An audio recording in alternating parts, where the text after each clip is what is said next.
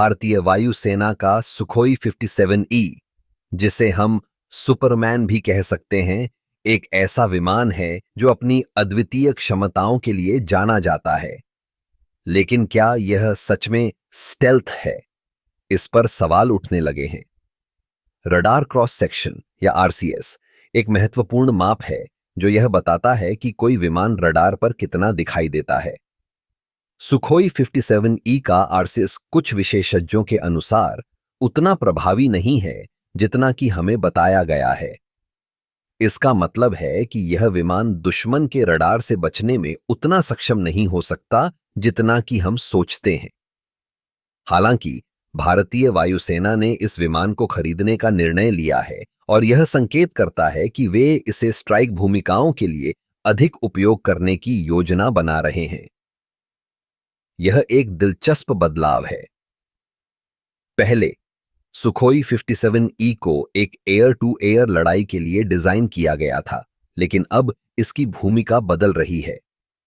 इस बदलाव के पीछे कई कारण हो सकते हैं। सबसे पहले, भारत की सुरक्षा स्थिति। हमें यह समझना होगा कि हमारे पड़ोसी देशों के पास भी उन्नत तकनीकें हैं।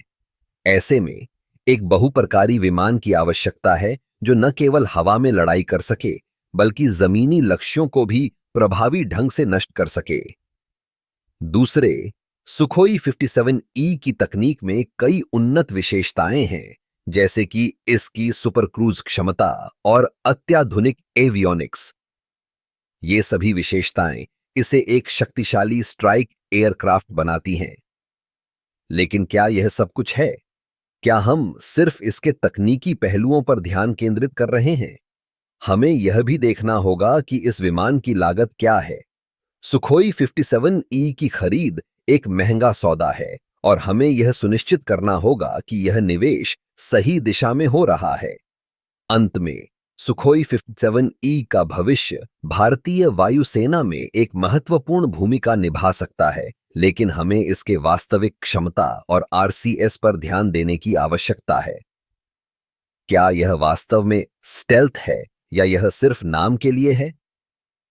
यह सवाल हमें आगे बढ़ने के लिए प्रेरित करता है। इसलिए हमें इस विमान की क्षमताओं का सही मूल्यांकन करना होगा और यह सुनिश्चित करना होगा कि हम अपने सुरक्षा लक्ष्यों को प्राप्त कर सकें।